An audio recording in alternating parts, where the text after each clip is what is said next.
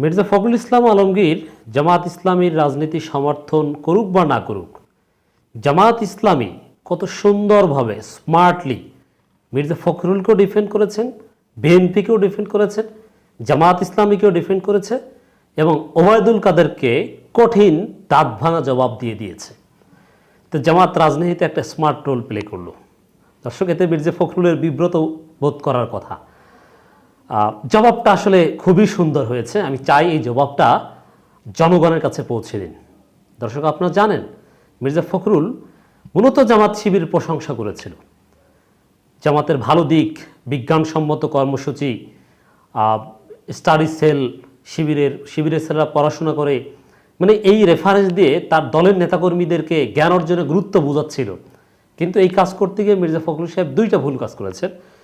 প্রথমে বলেছেন যে আমি জামাত ইসলামী রাজনীতি সমর্থন করি না। ওইটা বলাটা অপ্রয়োজনীয় ছিল। তিনি জামাতের রাজনীতি সমর্থন করেন না, এটা পাগলেও বুঝে। দ্বিতীয় কথা হচ্ছে, তিনি কমিউনিস্টদের মতো, এটা বলে কমিউনিস্ট বা কমিউনিজম বা কমিউনিস্ট পার্টিগুলোকে একেবারে স্ট্যান্ডার্ডাইজ করেছেন এবং গ্লোরিফাই করেছেন, মানদণ্ড বাড়িয়েছেন। এটা কিন্তু একটা ধর্মভিত্তিক দলের সাথে তুলনা করার ক্ষেত্রে একেবারেই উচিত ছিল না। তো মির্জা ফখরুল যে কারণে জামাতের রাজনীতি সমর্থন করেন না বলেছিলেন, তাতে লাভ হয়নি। ওবায়দুল কাদের মির্জা ফখরুলের বক্তব্যের জবাব দিয়েছিল এবং আনুষ্ঠানিকভাবে গণমাধ্যমে বিবৃতি পাঠিয়ে জামাত সম্পর্কে বিষোদগার করেছে। বিএনপি জামাত সম্পর্ক নিয়ে ওবায়দুল কাদের বিষোদগার করেছে।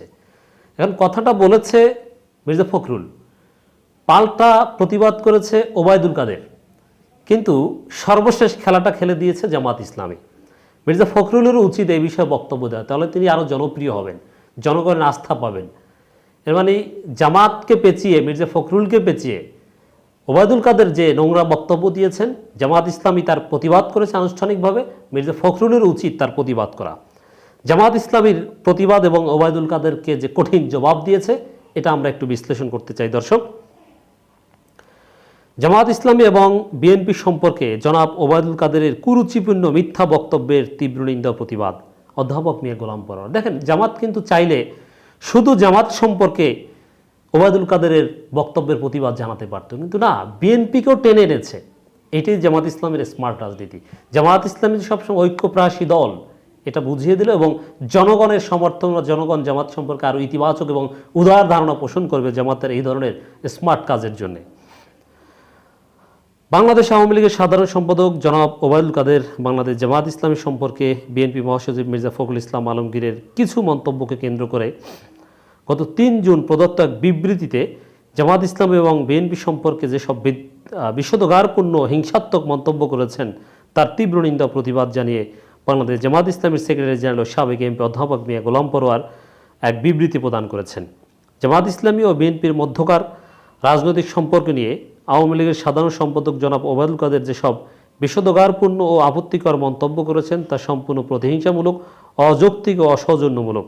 আমি তার কুরুচিপূর্ণ ও মিথ্যা বক্তব্যের তীব্র নিন্দা প্রতিবাদ জানাচ্ছি। ওবায়দুল কাদেরের বক্তব্যের জবাব গোলাম পরোয়ারের দেয়াটাই ঠিক আছে।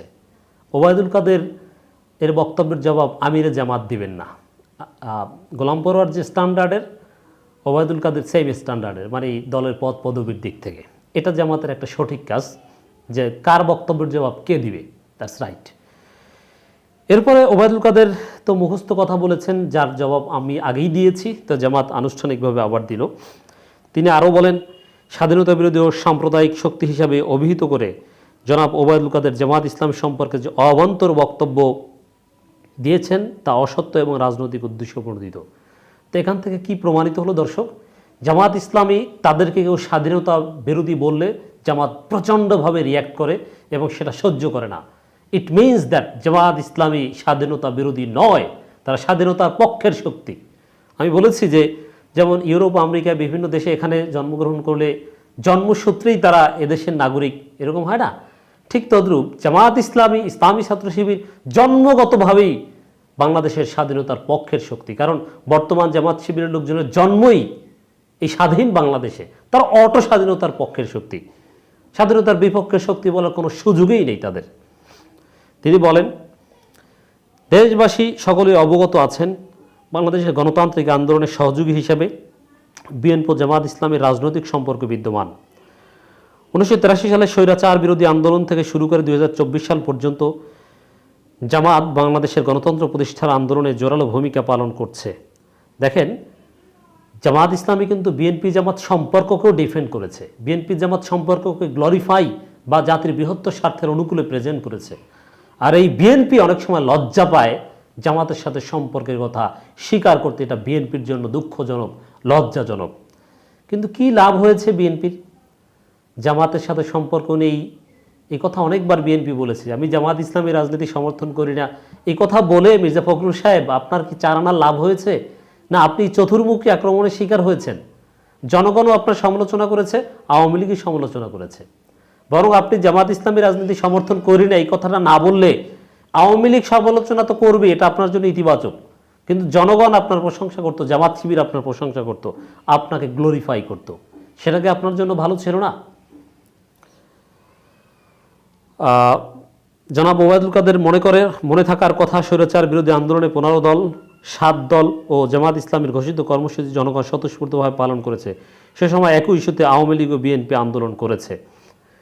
জামাত আরও একটু খোঁচা দিয়ে স্মরণ করিয়ে দিলেই তো হতো যে জামাত ইসলামীর সাথে আওয়ামী লীগ আন্দোলন করেছে। তখন জামাত কি দুধের ধোয়া ছিল? আর এখনকার জামাত খারাপ হয়ে গিয়েছে?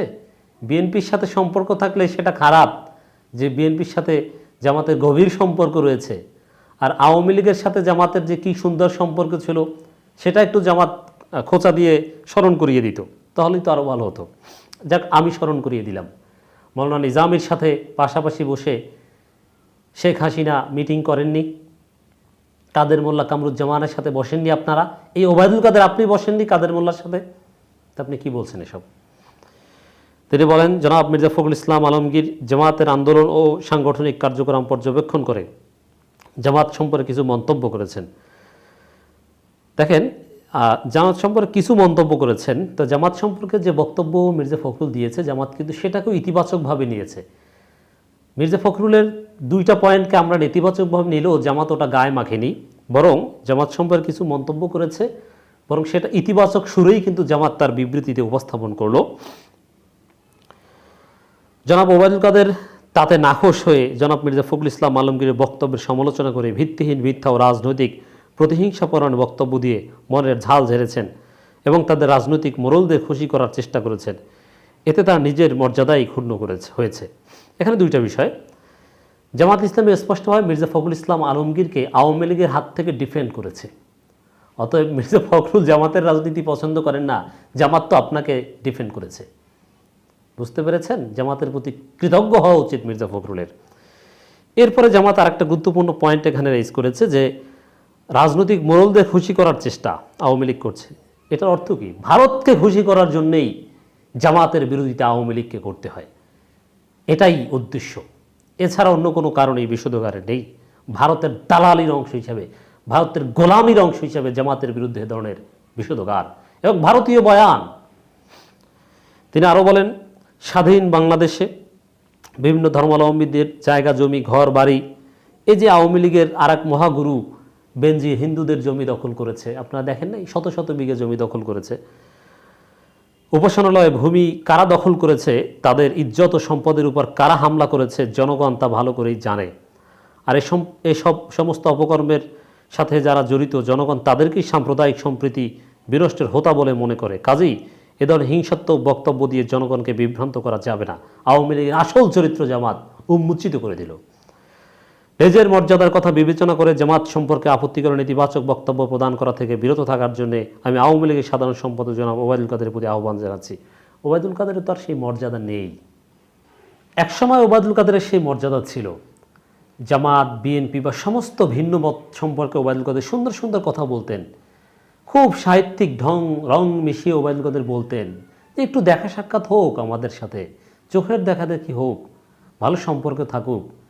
মানে বিএনপি আওয়ামী লীগ এরা কাছাকাছি আসুক, বসুক, হ্যান্ডশেক হোক, একসাথে একটু চা খাক, এরকম সুন্দর সুন্দর নীতি কথা ওবায়দুল কাদের বলতেন। এর মানে ওবায়দুল কাদেরের রাজনীতির ইতিহাসে একটা ভালো দিক আছে, আমরা স্বীকার করি। কিন্তু এমনকি 2012-14 সাল পর্যন্ত সেটা ছিল। এরপরে আওয়ামী লীগের সাধারণ সম্পাদক হওয়ার পর থেকে ওবায়দুল কাদের পচে গিয়েছেন। এখন ওবায়দুল কাদের কোনো মান মর্যাদা নাই। তিনি এখন থার্ড ক্লাস নেতায় রূপান্তরিত হয়েছেন।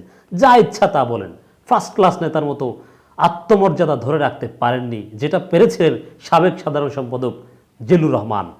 তো ওবায়দুল কাদের সাহেব নিচে নেমে গিয়েছেন।